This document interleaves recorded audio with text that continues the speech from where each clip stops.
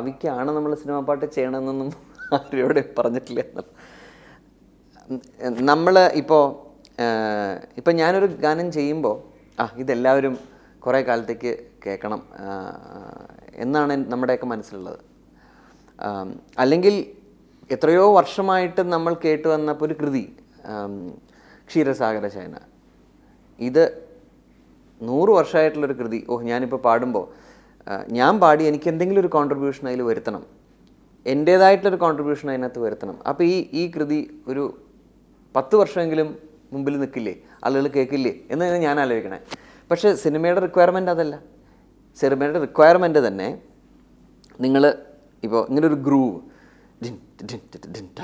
ഇങ്ങനൊരു ഗ്രൂവിൽ നിങ്ങളൊരു സാധനം ചെയ്തു തരൂ. കാറാണ് പോണത്, കാറ്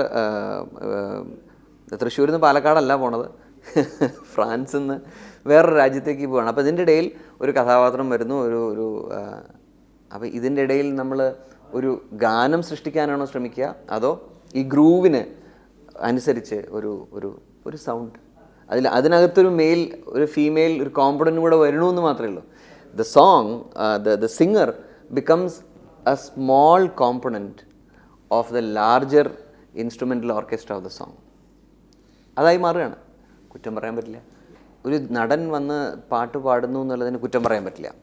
പക്ഷെ അവിടെ ഏറ്റവും പ്രോബ്ലം വരാൻ പോകുന്നത് എന്താണെന്ന് വെച്ചാൽ, നന്നായി പാടുന്നൊരു കുട്ടിക്ക് അല്ലെങ്കിൽ ഒരു ആസ്പയറിങ് സിംഗറിന് ഒരു ചാൻസ് നഷ്ടപ്പെടുന്നു എന്നുള്ളതാണ്. അപ്പോൾ അവിടെ സിംഗറിനെ അവരുടെ റോൾ ചെയ്യാൻ അനുവദിക്കുക എന്നൊരു പ്രാർത്ഥന മാത്രമേ എനിക്കുള്ളൂ. പക്ഷേ ഒരു നടന് പാടാൻ പാടില്ല എന്ന് എനിക്ക് ഒരിക്കലും പറയാൻ പറ്റില്ല. ഇതൊരു ഡെമോക്രാറ്റിക് കൺട്രിയാണ്, അത് ചെയ്യാം. പക്ഷേ അതൊരു ഒരു ഒരു ഒരു ഒരു ഒരു ഫൺ സിറ്റുവേഷൻ അത് ചെയ്യാം. പക്ഷേ ഇവിടെ അതിൻ്റെ സീരിയസ്നെസ് നഷ്ടപ്പെടുന്നത് സിംഗർക്കാണ്. കാരണം സിംഗർ ആലോചിക്കുന്നത് അത് ശരി ഇവർക്കും പാടാല്ലേ, അപ്പോൾ ആളുകൾ ഇപ്പം എന്തെന്നറിയോ, നിങ്ങൾ മറ്റേ ടെക്നോളജി ഉപയോഗിച്ചിട്ട് എൻ്റെ വോയിസ് ശരിയാക്കിക്കൊള്ളൂ കേട്ടോ, ഞാൻ വന്ന് പാടിത്തരാം, പിന്നെ വേറൊന്നും നോക്കാനില്ലല്ലോ എന്നാണ് ആളുകൾ പറയണത്. അപ്പോൾ അവിടെ സിംഗറിൻ്റെ ഒരു റെസ്പോൺസിബിലിറ്റി, ഞാൻ നന്നായി പാടണം, എനിക്ക് ശ്രുതി ചേർത്ത് പാടണം, അല്ലെങ്കിൽ ഈ സംഗതി നന്നായി പാടണം. ഇപ്പോൾ നമ്മൾ പണ്ട് കോളേജിൽ പഠിക്കുമ്പോൾ ദാസേട്ടൻ പ്രമദവനം വീണ്ടും, ഇതെങ്ങനെയാണ് പാടുക, എങ്ങനെയായിരിക്കും അദ്ദേഹം അത് പാടിയിട്ടുണ്ടാവുക?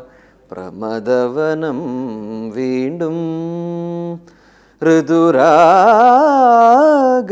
ചൂടി, ഇത് പാടണ്ടേ, ഇത് പാടി ഫലിപ്പിക്കണം. ഇപ്പം അത് വേണ്ട. ഇപ്പോൾ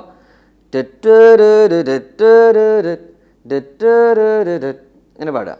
അപ്പോൾ ഇത് പാടിക്കഴിഞ്ഞപ്പോൾ ഇത് തന്നെ ഔട്ട് ഓഫ് ശ്രുതിയിൽ പാടിയാലും, അത് ടെക്നോളജി ഉണ്ട്, നമുക്ക് എന്ന് പാടിയാലും ഇതിനെ ടെക്നോളജി ഉപയോഗിച്ച് ശരിയാക്കാം. അപ്പോൾ ഇതിലൊരു സ്കിൽ സെറ്റില്ല, സ്കില്ല് വേണ്ട, നമുക്ക് പാടണം, നമ്മൾ പാടി ഫലിപ്പിക്കണം എന്നുള്ളൊരു ആഗ്രഹമേ ഇല്ല. കർണാടക സംഗീതം അല്ലെങ്കിൽ ക്ലാസിക്കൽ കലകൾ സത്യം പറഞ്ഞു കഴിഞ്ഞാൽ കേരളത്തെ സ്ഥിതിയാണ് ഭേദം.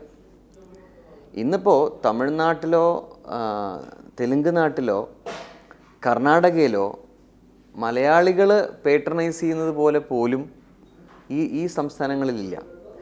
ഇപ്പോൾ കഴിഞ്ഞ ദിവസം ഹൈദരാബാദിലൊരു കച്ചേരിക്ക് പോയപ്പോൾ അവർ എന്നോട് പറയുകയാണ്, കേരളം കഴിഞ്ഞിട്ട് തമിഴ്നാട് കഴിഞ്ഞിട്ടേ ആന്ധ്രയുള്ളൂ കർണാടക സംഗീതത്തിൽ എന്ന് പറയുകയാണ്. എന്നാൽ ഈ കൃതികൾ മുഴുവൻ രചിക്കപ്പെട്ടത് തെലുങ്ക് ഭാഷയിലാണ്. ത്യാഗരാജസ്വാമി, ശ്യാമശാസ്ത്രിയും മുത്തുസ്വാമി ദീക്ഷിതരൊക്കെ തെലുങ്കിലാണ് കൂടുതലും കോമ്പോസിഷൻസ് ഉണ്ടായിട്ടുള്ളത്. ഏറ്റവും ബൾക്ക് ഓഫ് ദ കോമ്പോസിഷൻസും തെലുങ്കിൽ നിന്നാണ്. പക്ഷേ ആ സ്ഥലങ്ങളിൽ ഉള്ള ഇൻട്രസ്റ്റിനേക്കാൾ എന്തായാലും ഇപ്പോൾ കേരളത്തിലാണ്. ഇപ്പോൾ അമ്പലങ്ങളിൽ തീരെ ഇല്ലായ്മയില്ല, കച്ചേരികൾ ധാരാളം നടക്കുന്നുണ്ട്. കച്ചേരികൾ മാത്രം ചെയ്യേണ്ട ക്ഷേത്രങ്ങളുണ്ട്. ഇപ്പോൾ തൃപ്പൂണിത്തുറ അല്ലെങ്കിൽ കോട്ടയ്ക്കൽ, പാലക്കാട് ഇങ്ങനെയുള്ള സ്ഥലങ്ങളിൽ, തിരുവല്ല, ചങ്ങനാശ്ശേരി, ഇവിടെയൊക്കെ കച്ചേരികൾ നടക്കുന്നുണ്ട്. കേരളത്തിലെ കലാകാരന്മാർ എന്നാൽ കർണാടക സംഗീതത്തിലേക്ക് വരാൻ മടിക്കുന്നുണ്ടോ എന്ന് ചോദിച്ചു കഴിഞ്ഞാൽ ഉണ്ടെന്ന് വേണം പറയാൻ. കേരളത്തിലെ ഒരു സംഗീത വിദ്യാർത്ഥി കർണാടക സംഗീതത്തിലേക്ക് മാത്രമായിട്ട് വരാനുള്ളൊരു ചെറിയൊരു ഒരു വിഷമമുണ്ട്, തീർച്ചയായിട്ടും ഉണ്ട്. അതെന്തുകൊണ്ടാണെന്ന് വെച്ചാൽ നമ്മുടെ മുമ്പിൽ കാണുന്നത് റിയാലിറ്റി ഷോയിൽ പേരെടുക്കുന്നൊരു കുട്ടിയാണ്. നമ്മൾ കമ്പയർ ചെയ്യുന്ന അയാളായിട്ടാണ്. ഇപ്പോൾ സ്വാതിരുന്നാൾ മ്യൂസിക് കോളേജോ അല്ലെങ്കിൽ തൃപ്പൂണിത്തുറ മ്യൂസിക് കോളേജിലോ ഒക്കെയുള്ള കുട്ടികൾ തന്നെയാണ് ഒരുപക്ഷെ റിയാലിറ്റി ഷോയിലും ഒക്കെ വന്നിട്ടുള്ളത്. അവരൊക്കെ വിന്നേഴ്സായിട്ട് വന്നിട്ടുമുണ്ട്. പക്ഷെ അവർ കർണാടക സംഗീതം മാത്രം അല്ലെങ്കിൽ ഹിന്ദുസ്ഥാനി സംഗീതം മാത്രം കൊണ്ട് നടക്കാൻ പറ്റുമെന്നുള്ള വിശ്വാസം കെടുത്തുന്ന രീതിയിലാണ് മറ്റ് കണ്ടംപററി സംഗീതത്തിൽ നിന്നുള്ള കോമ്പറ്റീഷൻ വരണം. അപ്പോൾ എന്താ സംഭവിക്കണമെന്ന് വെച്ചാൽ നമുക്ക് എങ്ങനെയാണ് നമ്മളിതിനകത്തൊരു കമ്മിറ്റ്മെൻ്റ് ഇടുക? കർണാടക സംഗീതം പഠിച്ചു കഴിഞ്ഞാൽ എനിക്ക് ജീവിക്കാൻ സാധിക്കുമോ? കച്ചേരി പാടിക്കഴിഞ്ഞ് എനിക്ക് ഒരു കച്ചേരി കൊണ്ട് കച്ചേരി മാത്രം പാടി എനിക്ക് എൻ്റെ ജീവിതം കൊണ്ടു നടക്കാൻ പറ്റുമോ? ആ വിശ്വാസം ഒരു കുട്ടിക്ക് ഉണ്ടാക്കി കൊടുക്കാൻ നമ്മുടെ സമൂഹത്തിന് സാധിച്ചിട്ടില്ല. ഞാനിന്ന് കോൺഫിഡൻ്റ് ആയിട്ട് കർണാടക സംഗീതം കൈകാര്യം ചെയ്യുന്നത് ഞാൻ കാർഷിക സർവകലാശാലയിൽ ഒരു അധ്യാപകൻ കൂടിയായതുകൊണ്ടാണ്. അപ്പോൾ ആ നന്ദി എനിക്ക് ആ സ്ഥാപനത്തിനോടുണ്ട്. പക്ഷേ ഇതേമാതിരി ഒരു കലാകാരനെ താങ്ങി നിർത്തേണ്ട ഒരു ആവശ്യകത നമ്മുടെ സമൂഹത്തിലുണ്ട്. അത് പല രീതിയിലും ചെയ്യാം. സ്കോളർഷിപ്പ് കൊടുത്ത് ചെയ്യാം, ജോലി കൊടുത്ത് ചെയ്യാം. ഇപ്പോൾ സ്പോർട്സ് ആളുകൾക്ക് സ്പോർട്സ്മെനൊക്കെ അവർക്ക് ജോലി കൊടുക്കുന്നുണ്ട്. അതേമാതിരി നമുക്ക് നമ്മുടെ ഗവൺമെൻറ് സ്ഥാപനങ്ങളിലും അത് ചെയ്യാം. അങ്ങനെ നമ്മളവരെ പ്രൊമോട്ട് ചെയ്യാൻ നമുക്കൊരു കടമയുണ്ട്. അത് കുറച്ചുകൂടെയൊക്കെ ആവണം എന്നുള്ള ഒരു പക്ഷക്കാരനാണ്. എപ്പോഴും മ്യൂസിക്കിൻ്റെ പെർഫെക്ഷൻ തന്നെയാണ്, ഇതിൽ യാതൊരു സംശയമില്ല. ആ കാര്യത്തിൽ എനിക്ക് യാതൊരു സംശയമില്ല. എൻ്റെ ഹോൾ പേർപ്പസ് എന്ന് പറയുന്നത് ഒരു പടി മുമ്പിൽ എപ്പോഴും ഞാൻ ഇന്നലെ പാടിയതിനേക്കാൾ അല്ലെങ്കിൽ ഇന്നലെ ഞാൻ സംവിധാനം ചെയ്യുന്നതിനേക്കാൾ നന്നായി ചെയ്യണം എന്നുള്ള ആഗ്രഹം തന്നെയാണ്.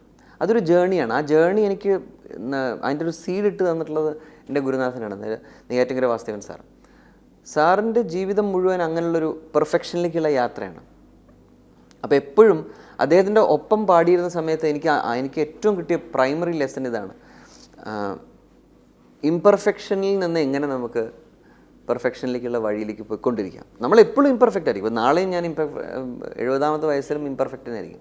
പക്ഷെ അപ്പോഴും പെർഫെക്ഷനിലേക്കുള്ള ആ യാത്ര അത് ലൈവായിട്ട് എങ്ങനെ സൂക്ഷിക്കാൻ പറ്റും, അങ്ങനെ എനിക്ക് സൂക്ഷിക്കാൻ പറ്റണേ എന്നുള്ള പ്രാർത്ഥന.